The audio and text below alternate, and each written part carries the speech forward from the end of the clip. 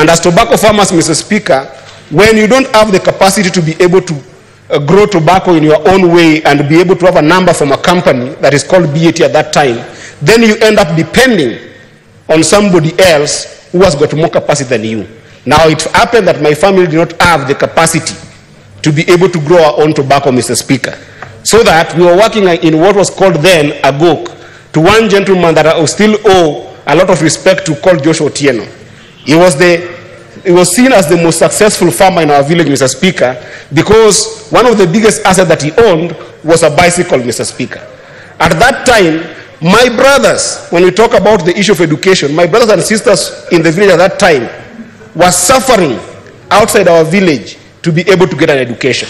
So I found myself as the oldest son and with my sisters, the daughters of my mother, in the village at that time. My mother got sick, and my dad was not in the village as well. He had gone to also seek for a way of supporting the family, Mr. Speaker. When my mother got sick, Mr. Speaker, as young as I was, I did not know how to even ride a bicycle. So I went to Joshua Otieno, who used to be the person who could help us with his bicycle, and told him, help me with your bicycle, I try and get my mother to the hospital. Of course, I could not be able to ride that bicycle, but I carried my mother to the hospital, and between the 3rd and the 12th of that month, Mr. Speaker, I depended on Joshua's bicycle to take my mother to the hospital. She was there to be diagnosed with what they called chronic malaria. And on 12th in the morning, when we went to the hospital, the doctor told me that your mother cannot be treated here because this chronic malaria can only be treated in referral hospital in Migori town. We have the ambulance, but we don't have fuel. Can you be able to go and look for 2,000 shillings so you can take your mother to Migori District Hospital? Of course, I went home. I found my father. When he got home, we didn't have the 2,000 shillings, Mr. Speaker. I will never forget that image, that at 11:48 p.m., I lost my mother. I lost my mother to a simple disease called chronic malaria, and I lost my mother because when we were in the village, getting an ambulance to refuel was a problem, Mr. Speaker. Today, as we talk about Gen Zs, some people might see those young people as just people who are crazy and on TikTok and on Facebook and on all these social media spaces, Mr. Speaker. But if you sit with those young people, Mr. Speaker, you will hear of stories that mine could be the most little story of them all, Mr. Speaker. These are stories of young people who have gone to school, come back home, they find their own siblings who they might call millennials or otherwise any generation, Mr. Speaker, who have gone to school, qualified in schools, and cannot be able to make sense of life, Mr. Speaker. You go to these young people's houses, yes, some of them might be successful because their parents are successful. But most of them, Mr. Speaker, if you look at their lives, Mr. Speaker, they are everything to their parents. They are the only hope that their parents have. Mr. Speaker, we might be in this house and we must be privileged to be able to get insurance. But for some of these young people, they are the insurance for their parents. I can tell you for a fact, I've heard members of this house that even themselves, when they're in this house, they're the pension for their parents. Their parents did not have anywhere they could be able to build. They are the insurance when their parents are sick. They send their parents medicine at home. And therefore, as we reflect now, Mr. Speaker, one thing that we as a house must acknowledge, and we want to extend this to the president of this country, Mr. Speaker, is then what is the root cause of what we are seeing in the street today in Kenya? The root cause, we know it very well, is economic emptiness and lack of income and jobs for young people in this country, and they're the bulk and majority of this country, Mr. Speaker, and they cannot get income and decent jobs, Mr. Speaker, simply because we have enabled a system where governance in this country cannot allow for capital to reach those young people, Mr. Speaker. We know that in this House, we are supposed to be the oversight authority over what is happening in ministries that all my colleagues, including Methu, just right now spoke about ministries mishandling resources in this country, Mr. Speaker. And we know that even as we try to struggle as much as possible as a country, Mr. Speaker, there is no way government can be able to create adequate jobs for these young people. Adequate jobs can only be created together with adequate income and decent and dignified livelihoods can only be created, Mr. Speaker, when we allow the private sector of this country, Mr. Speaker, to be able to expand and grow.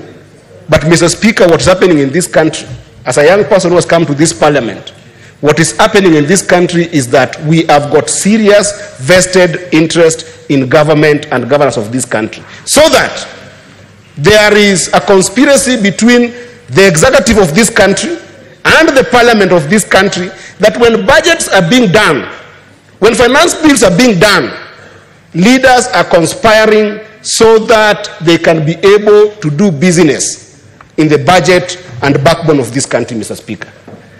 If there is any solution that is needed in this country, Mr. Speaker, the first that I expect the president to do is actually to audit all the companies in the registrar of companies so that we know who are doing business in this country that are making it impossible for young people in this country to be able to do business. And, Mr. Speaker, if that audit is done, you will see a clear path and a clear, well-crafted path for people in this country to create a country of state-made Kenyans versus self-made Kenyans, Mr. Speaker, where state-made Kenyans are very deliberate about putting into budget money into this in this country that does not even go to the private sector, that only enables people in politics and people in government to be able to accumulate wealth through dubious means and projects that are never done, Mr. Speaker, in all the budgets that we are discussing, Mr. Speaker. As we speak right now, Mr. Speaker, we saw in the last government, under the current president, when he was a deputy president, Mr. Speaker, we saw the passing of what we call GAA, the government advertisement agencies, Mr. Speaker. Now, government advertisement agency made the government to be a particular player and not a regulator in the industry of advertisement in this industry, Mr. Speaker. Where young people can be able to get most jobs in this country, Mr. Speaker, because of the height of what we call technology and digital understanding, Mr. Speaker, is on digital marketing.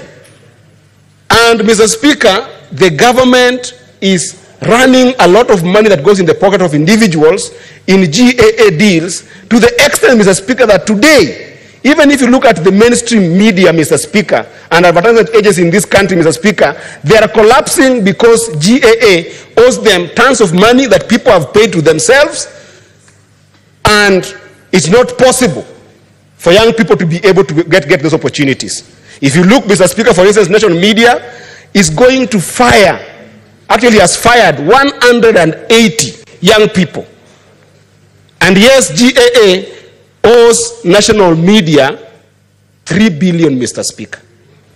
If you look at standard, Mr. Speaker, where young people have been nurtured to the extent that they can be elite digital advertisers, Mr. Speaker, you will find that in standard for the last almost 7 months, Mr. Speaker, I've got young people there, they interview us every day. If you go to Vibes Radio, they interview us. If you go to Spice FM, young people there interview us. If you go to the mainstream TV station, young people interview us, Mr. Speaker. For 7 months, they have not even been paid 5,000 shillings, Mr. Speaker, because they go without money because GAA owes the money that has been paid under the watch of Parliament and under the watch of the entire cabinet, Mr. Speaker. I can go on and show you about 2 billion that you see GAA owing the entire media space where young people and creatives should be excelling, Mr. Speaker. Yesterday, Mr. Speaker, my heart was pouring out because I saw interns sleeping outside Afia House, Mr. Speaker. In this house, we have enabled the passing of chief in this house, Mr. Speaker. And if you look at the way NHIF used to work, Mr. Speaker, you can see how Parliament and the Cabinet have conspired against Kenyans, Mr. Speaker, to do businesses. You know very well that when we did have the national, the NHIF that was working, Mr. Speaker, it used to be that money will be collected from the public. NHIF would then go and have a department that makes payments for all Kenyans when they are sick. That even necessitated the fact that NHIF had to have a system of clearing those payments, Mr. Speaker. And yet, in these two houses, Mr. Speaker, of Parliament, we passed SHIF. How is SHIF operating, Mr. Speaker? Where NHIF used to have 24 billion that was saved, Mr. Speaker, to the extent that they could be able to buy T-bills so that when they don't collect money, they could be able to pay for people in this country, Mr. Speaker. Today, that entire 24 billion is missing, Mr. Speaker. And to the extent that we know very well, and I hope the Senator of Marsabit is here, that SHIF was forced to go and procure a system that they don't need because they procured services of a private entity to be able to offer insurance. SHIF still went and spent 10 billion to procure a system that they don't need, that failed when it was stated in Marsabit, Mr. Speaker. This is a matter of public knowledge. And all these are deals and businesses, so that even Parliament has become a place of not bill making, but deal making, Mr. Speaker. So we must face these challenges as a people, Mr. Speaker. And one thing that the President must be able to confront, Mr. Speaker, is that this vested interest in government must stop and allow for private sector to be able to create jobs that are decent for our young people, because government will just never be able to create enough jobs. And this is confronting the President of the nation, that because of the magnitude of the crisis that we are seeing today, Mr. Speaker, the response must also be the same. It goes without saying that in physics, they say that one action must have an equal reaction to it, Mr. Speaker. It cannot be that we are going to talk about just dialogues for the sake of dialogue, Mr. Speaker. This dialogue must be on specific issues that are denying young people economic opportunity in this country, so that those issues are sorted for once and for all. And at the heart of those issues, Mr. Speaker, is the ministers or cabinet secretaries that we have in this country today. Mr. Speaker, the President must confront this reality, that either you die with these few individuals or you die with the entire country.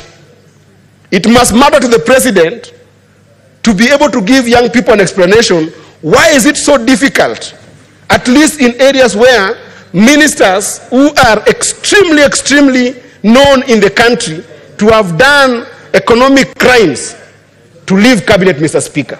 Mr. Speaker, what is there, Mr. Speaker, to explain to the country why the CS of agriculture must continue being a CS, Mr. Speaker? And Mr. Speaker, this must come all the way to the House, so that the issue we have been fighting in this House on separation of powers, whereby we need Parliament to be able to play an oversight role and have a proper autonomous and independence operation between it and the executive, must also happen, Mr. Speaker. And one of the radical ways that the President can be able to help this country is to rethink the entire leadership of the National Assembly in particular, Mr. Speaker. Because the National Assembly under our Constitution has got all powers to deal with money bills, Mr. Speaker. And that is why it becomes very easy for the National Assembly to be able to mix personal interest and public interest, Mr. Speaker. I have checked at the quality of leadership in this House, Mr. Speaker. If you look at Senior Senator Boni Alwale, Mr. Speaker, as the majority whip in this House, Mr. Speaker, at what point do you compare Senior Boni Alwale with Honorable Osoro in the National Assembly, where Honorable Osoro is going to look at issues of budget and finance bills in this country, Mr. Speaker? When you look at our majority leader here, Mr. Speaker, the gentleman called Arun Cheriot, who has actually brought this bill, Mr. Speaker, the depth and the passion for the country, Mr. Speaker, at what point do you compare Arun Cheriot with Kimani Ichung'wah in National Assembly and then say that we're going to sober assembly, Mr. Speaker?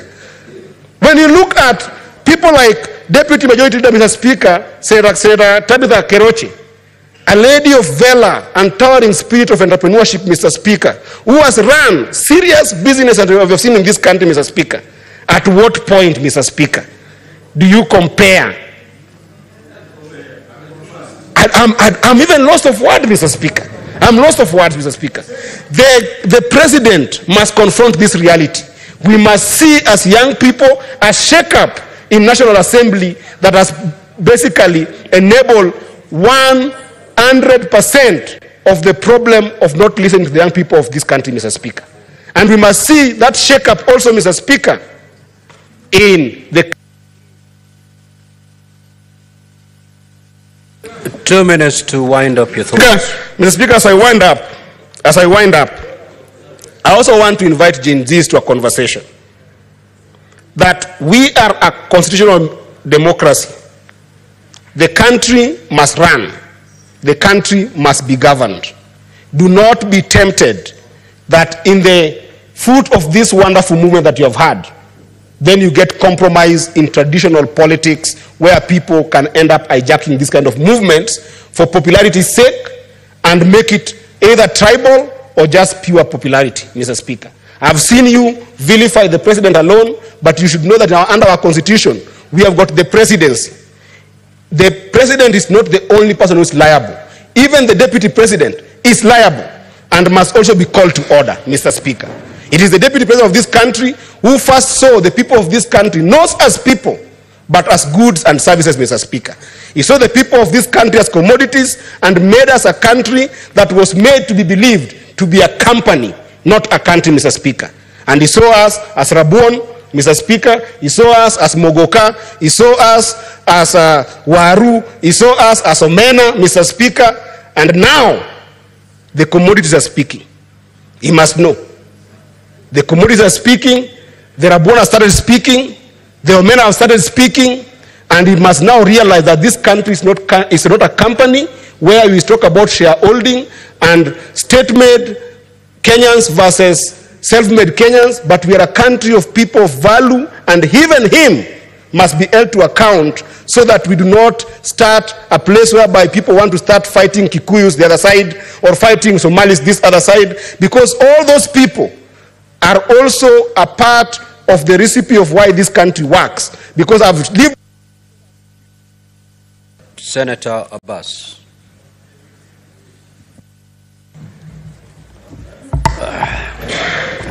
Thank you, Honorable Speaker. Honorable Speaker, I want to join my colleagues also to discuss the situation in the country. And first and foremost, I want to send my heartfelt condolences to all the bereaved families and wish them solace in their own hearts. And for those who are injured, I wish them a quick recovery. Unfortunately, whatever has happened in this country in a very short time has shown me and really made me to have a very heavy heart. Honorable Speaker, for those of us who live in the borderlines, we know much about what happens in our neighborhoods. You have seen what happened in Somalia. 30 years, 35 years down the line, up to now it has never settled. You have seen what is happening in Congo, what's happening in Sudan, what is happening in Ethiopia. So the kind of things that is now happening in this country is actually worrying. It is right for the young men and women, the so-called Gen Zs, to do what they have done. Because for many in this country, kings are actually very resilient people, very patient,